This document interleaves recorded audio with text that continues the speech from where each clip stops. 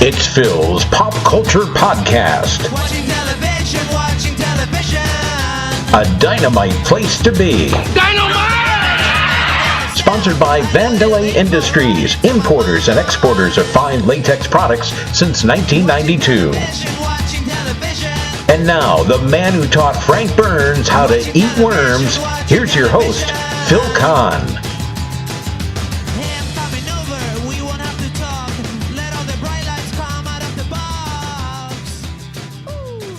And thank you, John Meany, wherever you are. Citizens, you're in for a real treat on today's edition of Phil's Pop Culture Podcast. The classic Cartoon Network show, Space Ghost Coast to Coast, has always been a favorite. So when my friend Chris Clover told me he could set up an interview for me with the guy who voiced Space Ghost, I eagerly jumped at the chance. And boy, am I glad I did. My conversation with George Lowe has to be one of the most fun, head-spinning, belly-laugh-filled interviews I've done to date.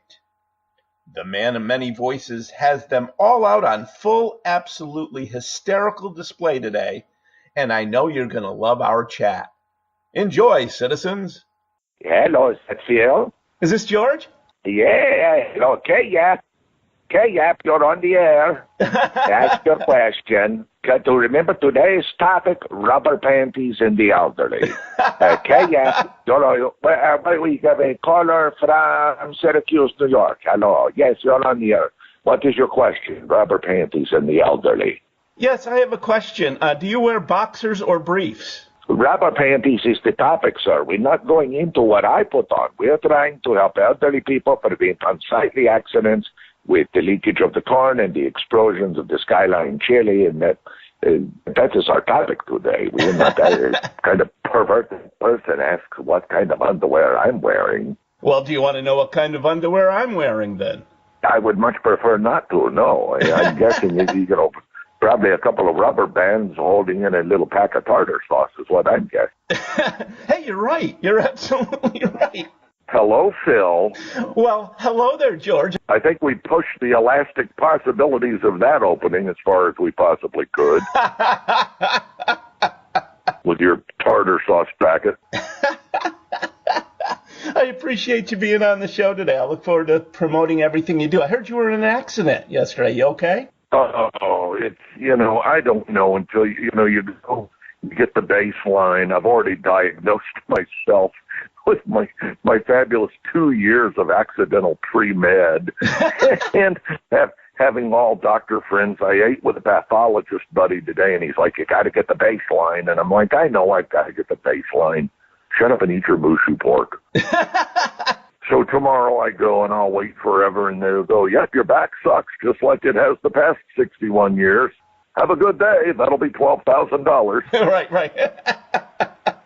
And you probably don't have any insurance either. It's not a happy place. But, it's all covered because the person in front of me threw the car in reverse. And the lady where you pay, I'm at the window before you pick up the food. I'm making my payment. I've known the lady forever. And I said, Amy, and she's like, don't worry, I got this. And she yells up, window one, tell that driver she's in reverse. Sure enough, even that wasn't enough.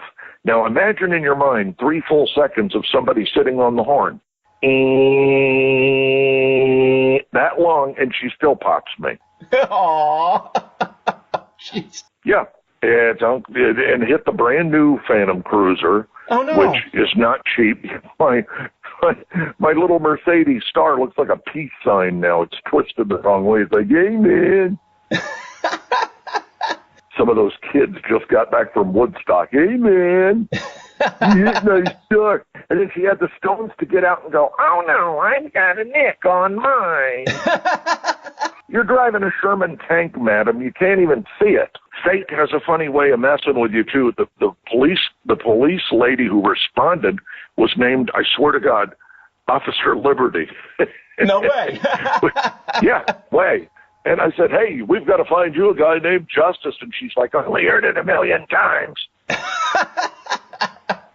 She was actually smiling. It was very pleasant. Oh, okay. In my scenarios, everybody's cranky and arguing and, pulling handguns and firing over the next person's head. And Yeah, it's more fun to think of it that way, absolutely. Yeah, Keanu Reeves comes in and blows everything up, and then I eat my hamburger I waited 40 minutes for. That was the worst part I heard, is waiting for the damn burger. Actually, she was very quick. Yeah? She got there right away. I blinked, and, my poor dog is just happy to be out of the house doing anything. But, hey, what was that? I said, we got hit. He's like, oh, probably going to have to get a cervical cuff for the dog. Don't you want to smack the crap out of the people on Judge Judy when the defendant sits and stares at the plaintiff? I want to see Bird go over and just hit the person in the head with the butt of the gun. Just one time. Wouldn't that be Quit great? staring at the plaintiff, you little butthole. That would boost the ratings. Lady is very credible looking. You can always tell when Judy's not working somebody over, and she's probably going to win. I've gotten to where I can watch it with the sound down and pick the winner. Is that what you do for fun? The other one looks like an otter fallopian tube inspector at a zoo somewhere in Ottawa. Like, what would be a good example? It would be like Iggy Pop and David Byrne pounded out an illegitimate 40-pound child with thick glasses. That's the one who's going up against this woman. If he parted any more hair on one side, his tiny little neck would break. Sorry. No, don't apologize. This is great stuff. That's what I do. It's just a real-time thing. You get what you get, and don't try to make anything of it. I'm not gonna. Why don't I just sit here quietly and you just go off riffing? It's not salvageable. This is why I don't get the work I used to. They just start stamping with a big rubber thing. Unsalvageable session. You ought to see this guy. Honest to God, he ought to have his head in the air and be swallowing a lizard whole. He looks like Stork in Animal House. Oh, Stork. I love Stork. Only compared to Stork in Animal House, this guy is not as attractive. Wow. Well, what the hell was supposed to do, you moron? Stork's got kind of a Clark Gable thing going compared to this guy. Stork is dead, by the way. Oh, it's very sad. Isn't it? Went off a mount. He Yeah, I know did. the whole story. Yeah, that is sad. Yeah, very unfortunate. You kids, listen to Uncle Space Ghost and don't become mountain climbers. This message brought to you by public servants of our podcast. Yes. They used to do this thing on CBS. They had this simpering little music riff. It was like, do-do-do-do. And it always said, the more you know. I remember that. I didn't know sticking my tongue on a burning red-hot stove would hurt. Thanks, CBS. Da-da-da-da. I didn't know sticking my thing in a chipper shredder like Steve Buscemi got crammed into in Fargo would be painful for my genitals. Do-do-do-do. The more you know. Oh, my God. CBS educational moment. Like I said, I'm just going to be quiet and let you keep going. What do you got now? Nah, there's no point. Don't do that either, because then, the audience will think you've lost control. That's true. I got to regain control. Put your foot down right in the middle of the shit and take control. That's what I would do. Shut up so I can ask a question. Well, I didn't say shut up. Now, that's not one of the tenets of being a good host, is it? No, you're right. It isn't.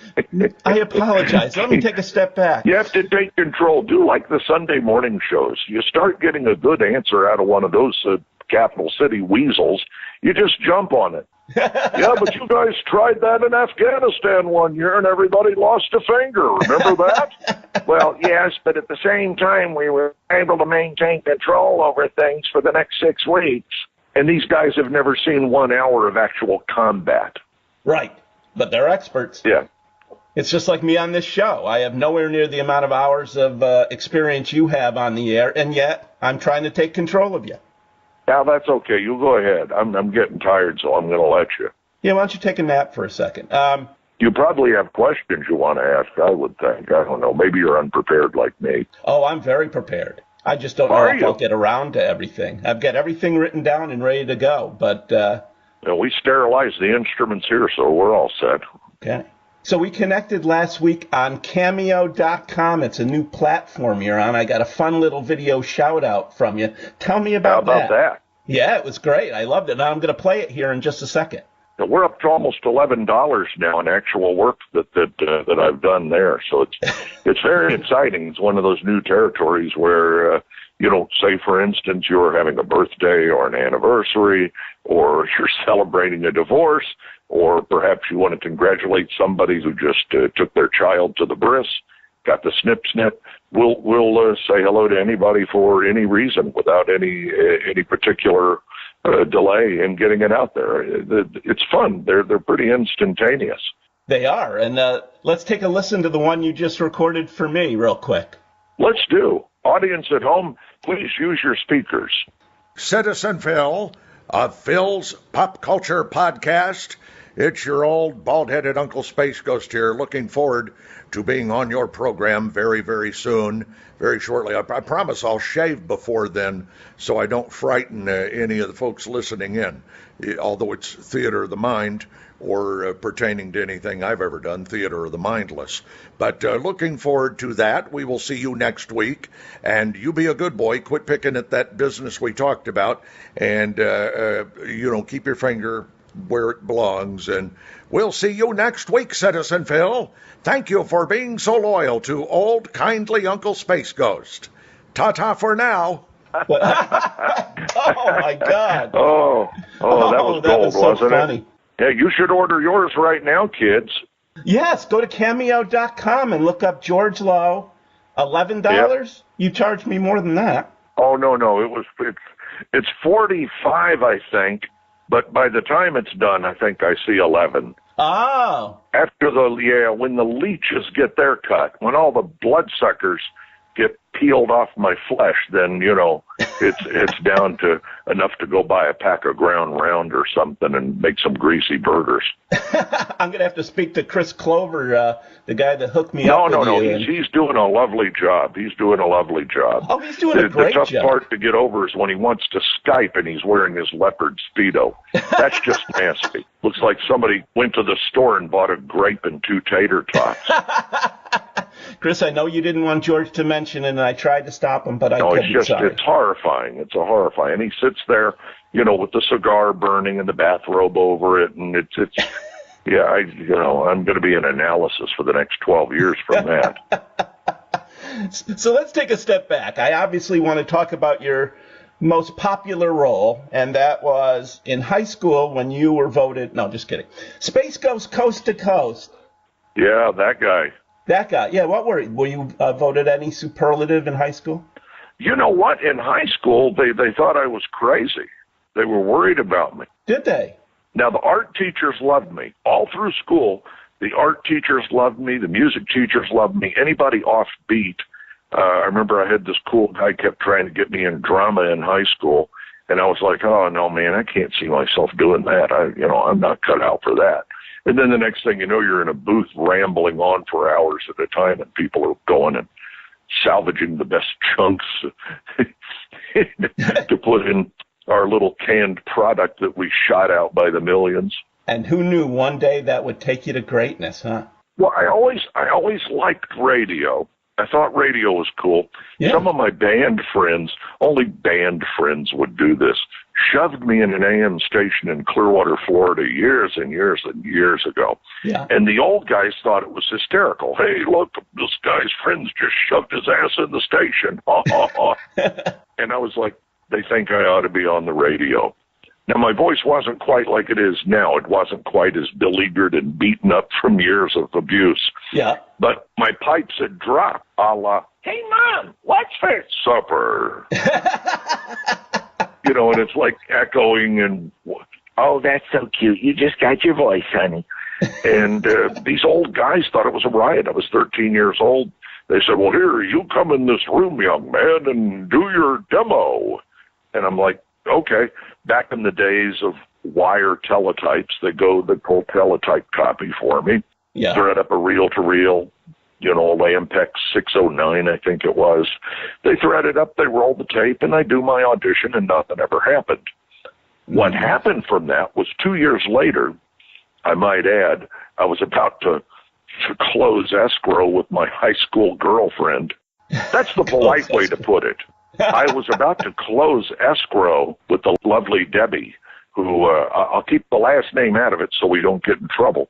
But Debbie was voted that year Miss Coppertone. Oh. So I'll leave it at that. And about to close escrow, and that's when we made our big move north to this tiny little town that was very charming, very, very fun for me, Brooksville, Florida. And that's where I started in radio. Walked in off the street, similar scenario to my friends shoving me in the door. This time I told my mom, I said, if I'm going to live here, you got to get me to a radio station. Yeah. We found the radio station above the feed store. Thank you very much. And went up the stairs. The room looked like something had blown up. It was just blue from smoke. Yeah. All these old guys sitting around, chain-smoking Pall Malls and their Jamar Sansa belt pants, the white belts, the white shoes. It was every bit of 1974 on parade. Mm-hmm. And your bold, crazy friend just went in. I didn't know what else to say, so I said, your weekend guy sucks. And that was the reaction. All these old guys were, this kid's great. Small town, what the hell? Give him a tryout. Yeah. They pulled the engineer off a Friday night. The engineer sounded like he had stepped on a rusty nail. It's like he had lockjaw. The man could not separate his teeth. That makes it hard to talk. One of his best back sells on a record was, that was Rita Coolidge. Coolidge. And I'm sitting there, it's not Rita Coolidge. Oh, one of the guys, I think it was Jennifer Warnes, had a song, Right Time of the Night. Yeah. One of the guys came out of that one, said, right time of the night, but it must have been the wrong time of the month. Oh. Yeah. And I'm thinking, wow, this is, I am in the middle of nowhere. People don't care. This is awesome. Let me add it. And I went in and started replacing commercials in Casey Kasem with fake crap that I wrote. And the boss would call on the hotline. You know, you get that big, scary red bulb that lights up. You have made a mistake. You have made a mistake. Pick it up. It's like, what was that? That weird thing with the lima beans and the shoestrings? Did I hear that right? I said, I think it was shoestring beans or shoestring potatoes or so. I don't know, but I'll check. Okay, yeah, just pull it aside. Leave it for me Monday. I said, it was part of Casey Kasem. Got out of it every time. You know, my head is spinning over here. You are amazing. But yeah, that was my first shot. So I would do Friday night. They loved me. Saturday night, they loved me. And then Sunday morning, I had to get up early and go in and do some of the church stuff was live. And that was a wild ride, yeah, because we had Reverend Eugene. And Reverend Eugene was just this sweet, kindly, southern, soft-spoken preacher. He was like, hello, Brother George. How's everything? Oh, I trust your mother's doing well. Well, God bless you and your family. And then he would go to the little studio next to me, open the Shure microphone, and for the next 30 minutes, it was hell on earth. You sin, and when you sin, you go straight to hell, and the hell is burning and rich, and the demons are pulling you like them. He'd come out 30 minutes of that, and he'd come out, well, God bless you, Brother George. I'll see you next week. And it was like a controlled explosion. And he'd come back out, okay, I'm done. I'll see you next week. Thank you. So he went from being Bob Ross to this fire and brimstone and back to Bob Ross again. It was wild. And I mean, he was in a soundproof room behind a nice sealed door, and I'm just sitting there with the floor shaking. It was wild. Then I got one actually, now flash forward, one of them brought the church service on a tape, my old friend Morris Hensman. And Reverend Morris would show up. We'd always sit and talk and have a real nice visit. Morris now has one of the biggest Floridas in charity. He's fed everybody twice, Metropolitan Ministries. It's a great charity. So that was kind of neat. That is neat. But yeah, a lot of the Sunday stuff was live. That was a wild ride, pal. I bet. Well, and then in college radio put me to sleep because it was classical. Luckily, we had a crappy studio. You could actually, as long as the mic wasn't open, the phone didn't mute. Okay. So I fell asleep one morning. We had like it was I don't know, 6 for Saturday with Brahms or something, or Sunday. And on about the 5th Brahms, I'm like,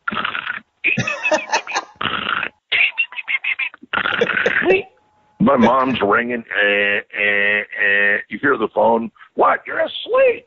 I'm like, okay, you know, and you put on the next thing you can find. So we go out of Brahms, and like the thing I could get closest to, which was like Thad Jones and Mel Lewis, Blues in a Minute. Then all the classical people were calling, what happened to my etude number 7? I wanted to hear that. Well, that sounds like Mel Blanc. We'll get that right on for you, sir. Nothing to worry about. Not the apocalypse.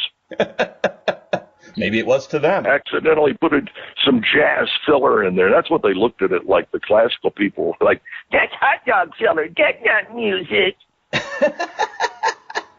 Or like your friend the minister, it's devil's music. Oh, my gosh. Yeah, that's right. Brother Eugene was probably cringing. I bet. Well, he probably cringed at a lot that you did. Sharp saying 6 lances a saying against the curve. You're going to burn in hell. I'll see you next week. You have a great week now. Thank you. Thank you. So tell me, how'd you make the transition from radio to voiceover work, and specifically Space Ghost Coast to Coast? The whole thing has just been a bounce. So I'll try to give you a short form as I can possibly do. College radio, went to college TV. The TV guys thought I was funny as a crutch. Yeah. So I go over to the TV. TV didn't want to pay me, and somebody said, oh, I thought you got something. I said, no, I didn't get anything. I got $10 a month or whatever they felt like giving me. Mm-hmm. It was nothing.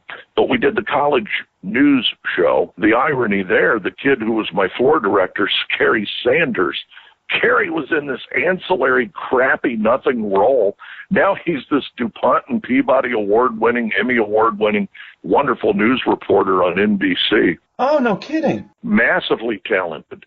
I had a real good friend of mine had lunch with me in Miami a few weeks back, my old pal, Jason Winder, who I love, and my old college friend. And it's funny, I'm Episcopal, but apparently I spent all my time partying in the Jewish house.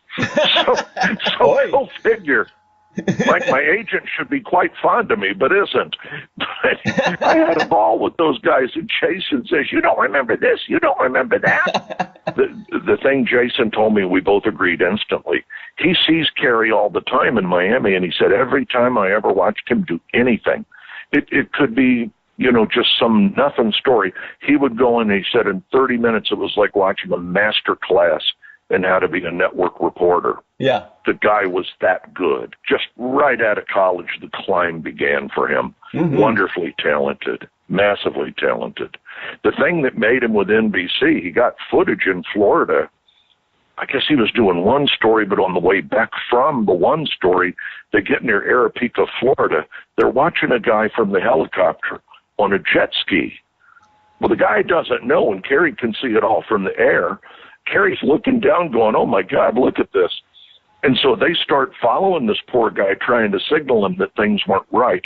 Uh-huh. What the guy on the jet ski didn't see, thank God he didn't fall, is behind him was a school of sharks just following every move he made. Oh, no. Every turn, every circle, like 200 sharks just ready to eat this poor bastard alive.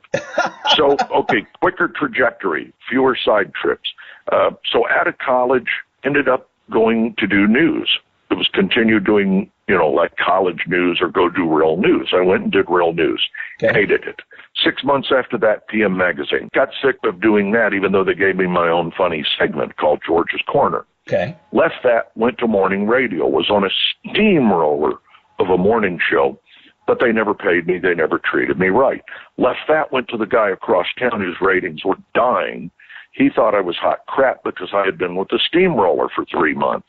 Yeah. So the thing with the guy who needed the help, I never got credit for that. Eventually got bounced out of there.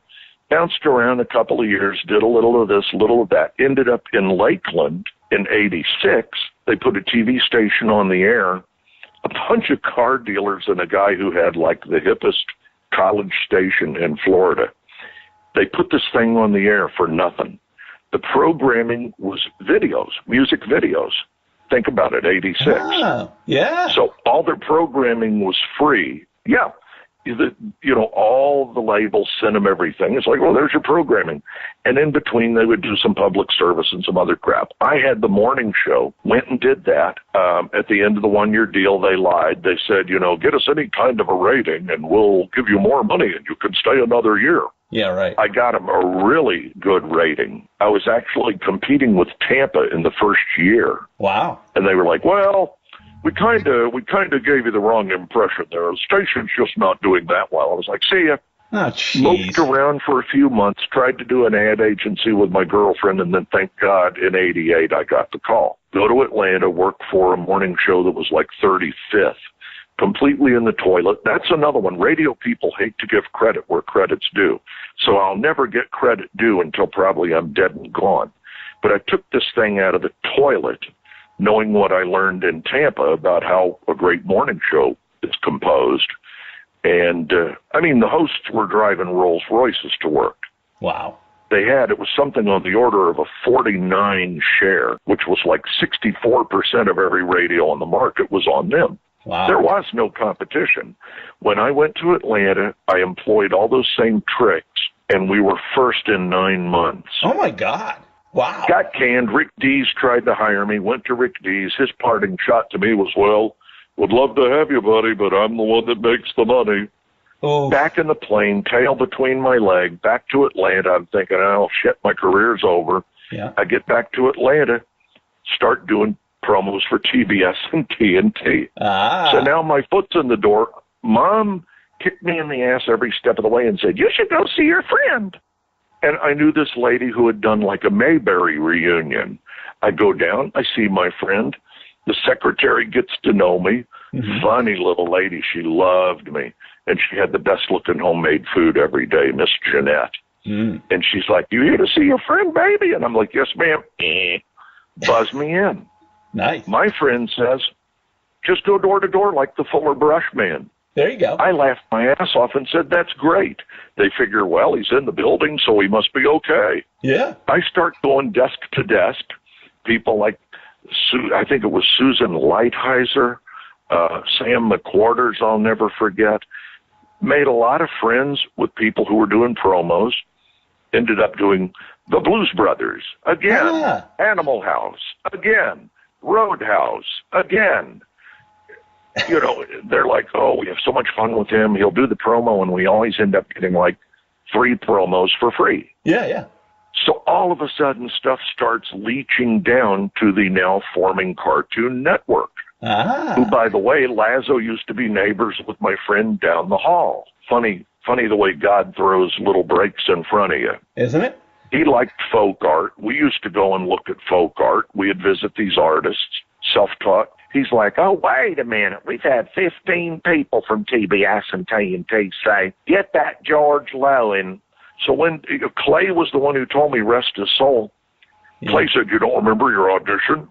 And I'm like, no. He said it was a curtain. And there was a curtain in the control room, too, in case you looked behind your curtain. And I was like, I'll be damned. Now I remember.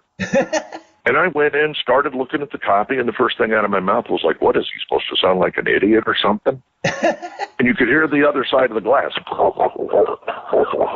It's like, hey, the glass is laughing. I'm on to something. So I just kept milking this sort of fusion of me and Gary Owens. Ultimately, Gary left the whole equation, and it became me just being me. Oh, that's great. So there's your 6-hour answer to a 20-second question. And we're out of time. No, just kidding. Became a 10-year run. God bless this land of ours. That is great. And did you ever get to work on Ted Turner? Oh, I saw Ted all the time.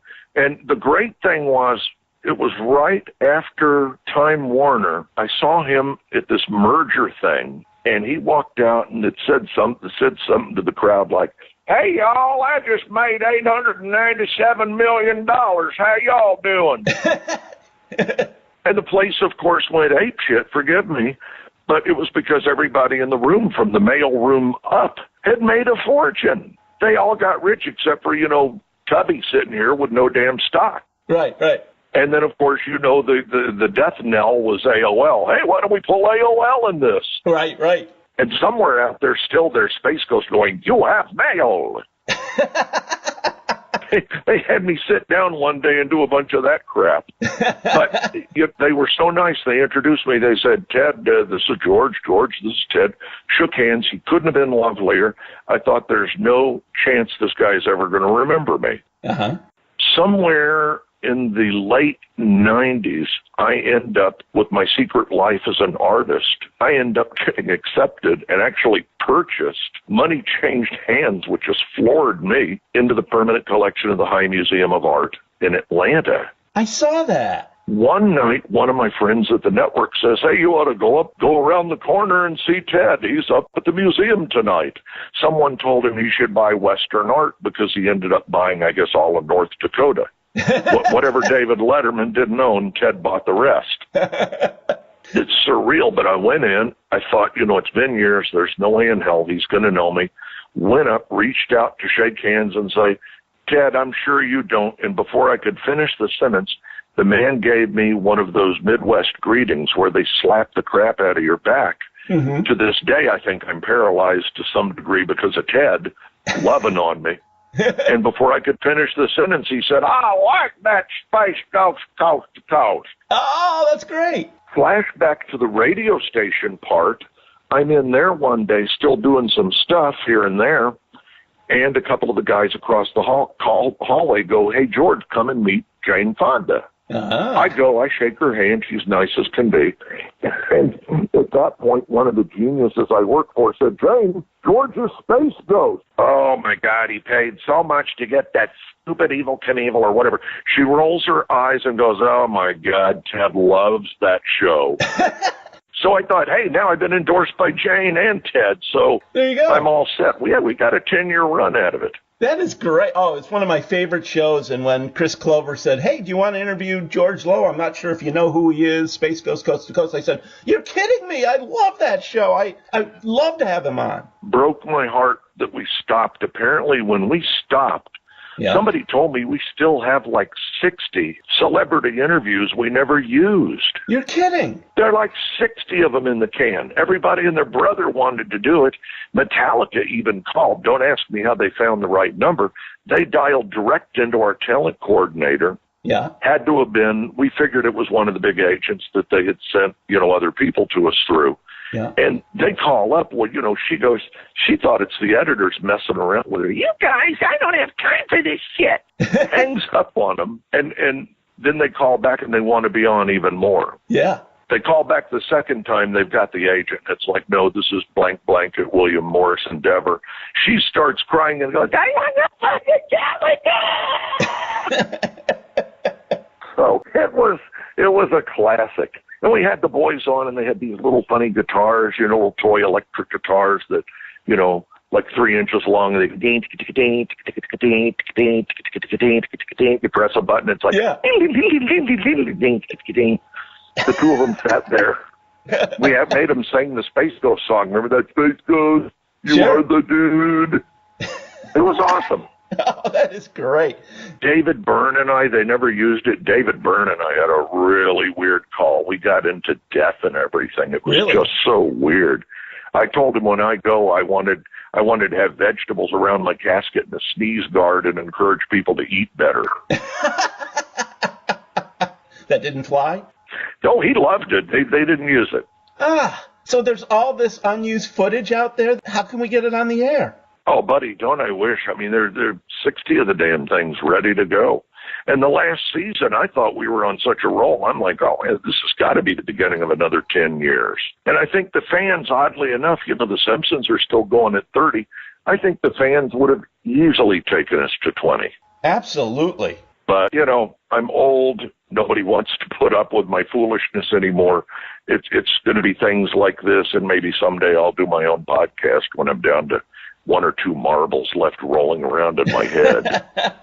Will it be the bald-headed Uncle Space Ghost show? It'll be something like that where, just ask him anything because the answer is always going to be corn. Space Ghost, what do you think about the situation in the Middle East? Corn! And I just keep hitting the button and taking the next call. Right. Space Ghost, I'm in love, but I don't think the guy's interested. Corn! Space Ghost, I'm considering buying one of those robot lawnmowers. Corn! Would you like a vegetable on the side with that? Corn! That's it. That's what you get. There you go, corn. Space Ghost, we're having trouble in the bedroom. Corn! Now, you had a ton of great guests on. You had Shatner and Willie Nelson and Conan O'Brien. Who was your favorite guest? I always answer the same, so if it sounds repetitive, it's because it's the truth. Okay. Michael Stipe was just the coolest ever. Oh, we had R.E.M. all these, from REM.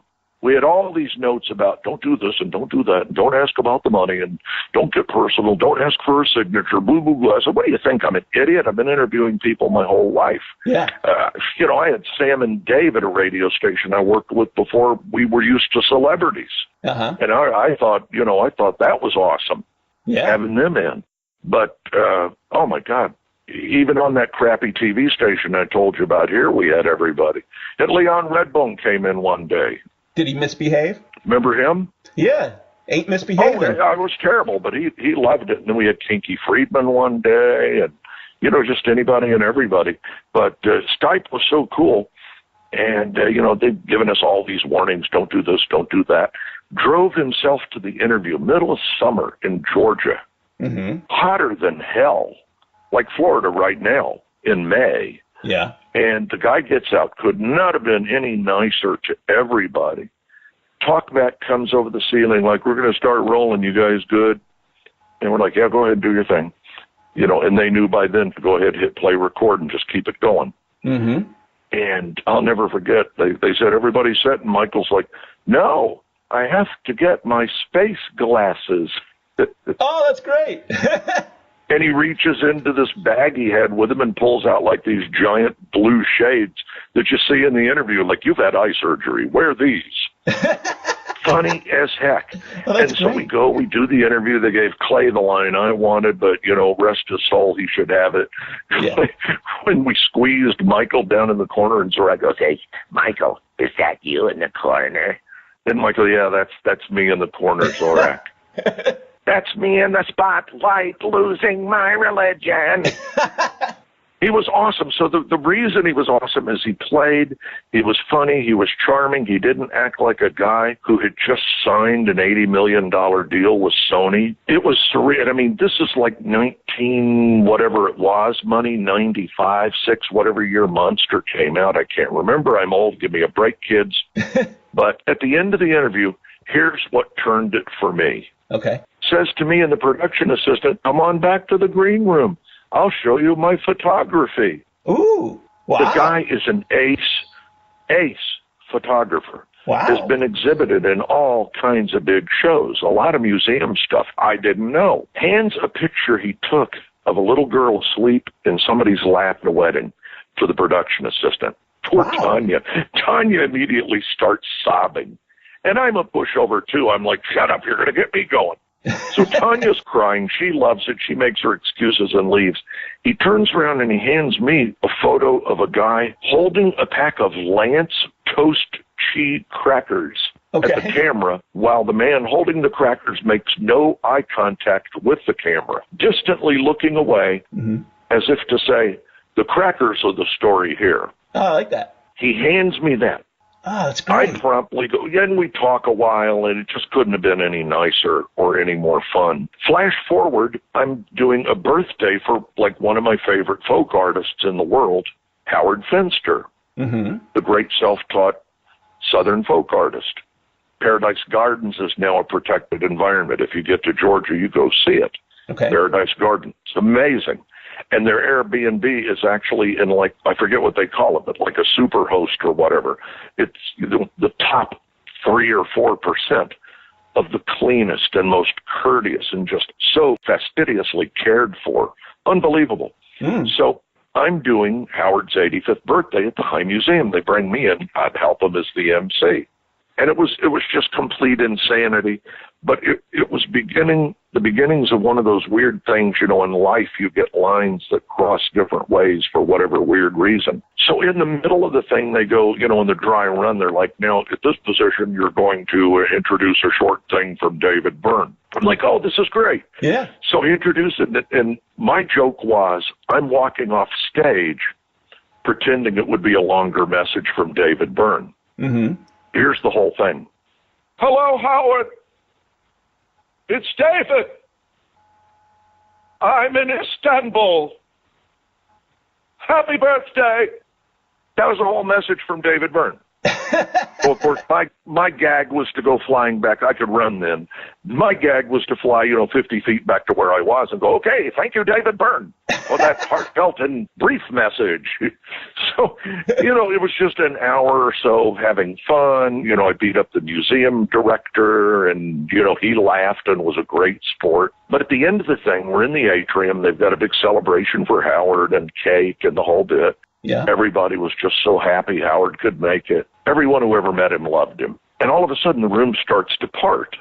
I'm talking to a guy from the newspaper, and to prove what kind of a guy he is, here comes Stipe. Oh. Introduces me to his mom. This is my mom. Wow. Here are my friends. They have a band, too. And, it's just surreal. And the poor guy from the Atlanta Journal-Constitution, he can't get his mouth off the floor. And it's like, oh, my God, Michael Stipe zoomed George Lowe at this thing for Howard Finster, where he was the host. So cool. Oh, my God, it's good to be Space Ghost or whatever he wrote. Yeah. Nicest guy you'd ever want to meet. So he's my all-time favorite. I took my Toast Chi picture to one of the city's preeminent galleries, Jackson Fine Art. Mm-hmm. They're still there. They'll give me nothing if you buy something. I'll see no break on this.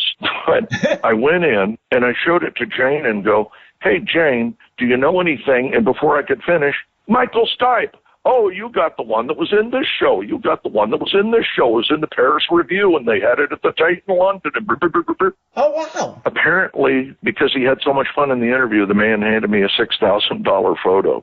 That's unbelievable. That is great. No wonder he's your favorite. Jeez. Yeah, it was my best tip, I can tell you that. I'll send you one of my photographs, which is probably worth around $5 for doing this show. How's that sound? I'll tell you, I would like to be a lot busier than I am, and that all comes down to, having people who get you. When I had William Morris in my corner, people got it. Yeah. And unfortunately, now I have folks who are professional and competent, and if something comes in, they do it, they handle it. But they're not what you call fishermen. They're not guys who go out and go, we have a 7-year foot in the door with FX because he did the league for 7 years. These guys can walk around for years and never see, well, maybe we should go back and ask if they'd like to use him again. Yeah. They're not like you when you went to TBS and just walked desk to desk. That's what you need. You need another you going out there, a younger version of you. Back in the day, when whatever skill set you had and enough balls to walk in the door would get you places. Yeah. And now it's just, I can't get the work I want now, other than, here's where it gets surreal. Seth Green calls me to this day, and the agent will go, is it an audition? And he's like, no, he's booked. They hate that. They hate that because he likes me. They hate that. And the same thing with Seth MacFarlane, the one shot I had at American Dad. Is it an audition? No, he's booked. Yeah, you played Cyrus Mooney in American Dad. We don't like George. They don't like you? What's not to like? I don't know. Who knows? Oh, and they threw this out at me. I remember having one call with the main guy, and his comment was, well, a lot of our older guys are having trouble. And I'm like, great, so now it's age discrimination, too. That is age discrimination. Who walks up to Sam Elliott or Morgan Freeman? Not that I'm comparing myself to Oscar-winning, folks like that. But who goes up to somebody who's got great pipes and says, well, I'm sorry, you're old, your voice is gone? No one. That doesn't happen. And yet they're treating you that way, George. How dare they? I see a lawsuit. I'm a big believer in karma. I'm not going to waste the time to sue anybody. It's, I'm old, life is short. I don't need that stress. But you're doing lots of things. You're doing, Robot Chicken and Aqua Teen Hunger Force, but just not a lot of that? Funny, because the stuff I get comes in at a network level. and they don't see the value there. I opened, believe it or not being what you would consider the guy who would be typecast as the straight voice. Mm-hmm. They turned around at the end of 2015 and hired me. I was actually the voice you heard at the top of the 2015 Republican presidential debate. You're kidding. No, the night it all went to hell and everybody was fist fighting and Trump was calling everybody bad names and telling Megyn Kelly she was bleeding from the eyes and wherever. Yeah. That was you? And my mom, bless her soul, my mom was so funny. She's like, well, we've heard your opening now. Let's put something on that's good. So we immediately took a dive right out of that. I've heard what I wanted to hear. I heard you. Let's see if Quincy's on. Matlock. Let's watch 60 Minutes. Okay. Yeah, it was October or something of 2015. It's out there somewhere on the internet. I definitely have to look that up. Out there on YouTube somewhere. They wanted Sam Elliott, but Sam Elliott costs a lot. And you don't? The thing that, well, compared to Sam, no. The thing that got me the gig was, I just slowed it down. They wanted that kind of friendly Midwestern sound, like live from the University of Colorado at Boulder, the 2015. That's what I ended up doing. CNBC went nuts. Oh, 110. And then the day they were going to air it, they changed one line. Oh, yeah? And I was like, okay, no problem. So I got paid twice. Oh, that's great. And I didn't have to dress. Jeans and a T-shirt, watching it. I'm like, hey, boy, I rocked that. And then somebody told me the next day from NBC, it was like 24 million people. Oh, I thought you were going to say that you were naked when you said you didn't have to dress. Oh, no, nothing like, well, I was watching with Mom, so I couldn't, can't be sitting there in your BVDs with a cigar. Yeah, I guess not. Now, I know to make some money, you've been doing a bunch of different, like, Comic-Cons and stuff. Like, you're going to be RomCon at the end of June in Kingsport, Tennessee. Are there any other cons other than Phil Kahn? There's something happening in Anaheim. There's one in Colorado Springs. I can't even keep it all straight. St. Louis is, holy macaroni, when is St. Louis? Is this on your website, lowcountry.com? Yeah, I always put on, no, Low Country doesn't have them. They'll be on my Facebook, George Lowe Official. And I know a lot of the young hipsters don't use Facebook as much. Yeah. But it's like the easiest thing, for me to do in a hurry. And, I don't Instagram, and I should do that, but I just don't care about, hot and sour soup, and then you put what you ate up, and then 10 million people go, I like hot and sour soup too. Isn't that super? We're exactly alike. It's basically a photo of shit we've been doing since Alexander Graham Bell's time. Ring, ring, ring. I like hot and sour soup, Phil. Me too, George. Oh, my God. Let's go get a bowl of hot and sour soup. I am sweating right now. You would not believe the temperature in Florida. I'm sweating like Raymond Burr in a set of bike pants. Raymond Burr in a set of... I like that. That's good. That's a real visual right there, You George. could almost grow sea monkeys in the crack of my ass. Pour that little powder thing down there. Wait for the brine shrimp to pop. I'm sorry to share that with your audience. That's okay. I can edit it out. No, just kidding. My apology. Oh, no, if you do, I'll never come on again. Oh, all right. I won't. I swear I'll keep it in. No, because I like that. Oh, I got to keep everything in. That was the birth of a fresh one. Yeah, see, you could get a job at Turner. I'm going to edit out all the funny parts. Because I didn't write them. That's right. So thankfully, there were guys who were very, very good to me there and used a lot of my shenanigans as part of the finished package.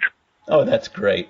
The stuff is vintage, and it's too bad you can't go back. I know C. Martin Croker unfortunately croaked a couple of years back. Horror story, and just a tragedy all the way around. It really is. He was, of course, the voice of Zorak and Moltar. Yep, and Dr. Weird, and I forget the kid he did. I think it was Steve. Oh, He's yeah. like, Steve was just always this guy like, wow. That was like just your generic teen voice from Hanna-Barbera. It's like, gosh, I didn't know that. But oh my God, did he ever work on Zorak? Oh, Zorak was great. You know, and he could do it for hours. He could sit there and scream all day and never heard him. Oh, that's so funny. On the news here in Tampa, they are showing something that says free shooting lessons. We don't have enough on the evening news, and they just showed this kid, maybe 8 years old, holding a Glock. They went to commercial with this child holding a Glock. And what's wrong with that? So everybody hurry down and get your ticket for John Wick 3 today, because now the 8-year-olds are packing in Florida. What you call me? An underachiever. 8-year-old tear asses with police today. I'm just getting horrified to leave the house. I don't want to leave the house anymore. But I go and I do the shows because I love my fans, and we have that weird symbiosis. Everywhere I go, the fans are awesome. I was in Springfield a couple weeks ago. Tremendous group of fans.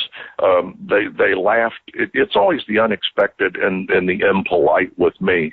I was telling them about my doggy. You know, when I stay long enough in another town, he gets to have a bath.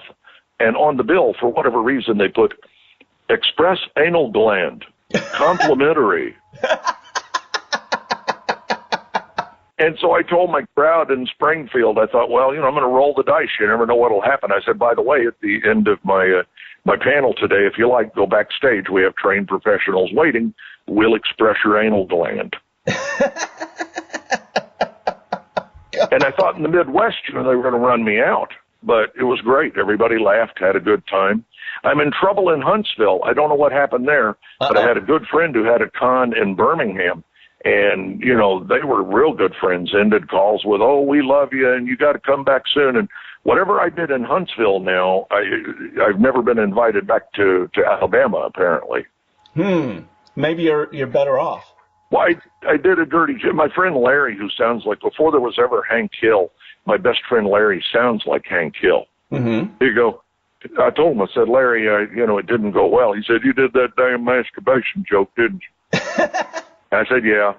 It's one of the great staples of Catskills humor. The old Jewish guys who were so wonderful, Henny Youngman. It was Billy Crystal's favorite joke of all time. You know, they had a thing in Rolling Stone once.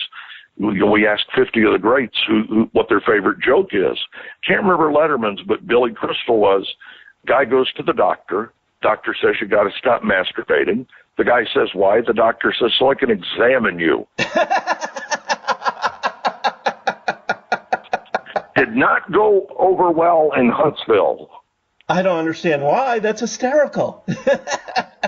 I even own property in Alabama, so I should not be persona non grata. Yeah, exactly. How dare they treat you like that? When I had money coming in, I bought a hideout piece of property up there, and then, thanks to the new agent, now I can't afford to build on it. We got to figure out a way for you to make more money. Yeah, what are you going to do? Well, you know, my theory is if somebody goes out today and buys 1 million of the Cameo things, yeah. Now, it'll keep me busy for a while, but I'll do every last one of them. So buy 1 million of the Cameo things today, and then Uncle Space Ghost can slow down. And that's Cameo.com. Look for George Lowe. You heard the cameo he did for me earlier. Have we really been on an hour? Yes, we've been on an hour. Time flies when you're having fun. Well, it was fun, but I'm going to stop talking to you now. Are you? Why? What did I say? I got to take the dog out. You got to take the dog out? Yeah, he has to have his anal gland expressed. And for that matter, so do I. Thank you, Citizen Phil, for having me on the big program. It's been a pleasure. I need some parting words from you, though, in the voice of Space Ghost, if you will. What do you want me to say? Something profound, something that'll change my life.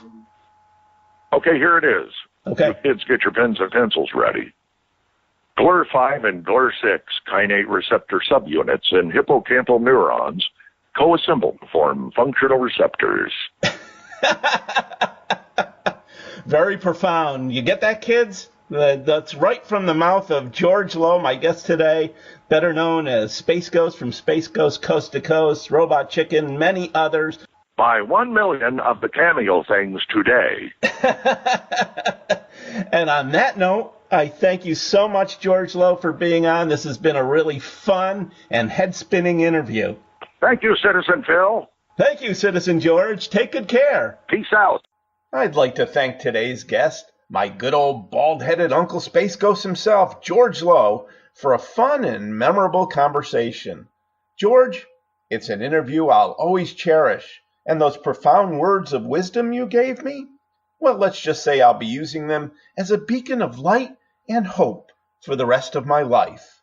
Thank you, citizen. Watching television, watching television. We hope you've had a dynamite time listening to this edition of Phil's Pop Culture Podcast. Join us again next time for another stroll down memory lane. Until then, let's be careful out there. Watching television, watching television. Watching television, watching television. Hey, I'm coming over, we won't have to talk. Let all the bright lights come out of the box. Ooh. Watching television, watching television.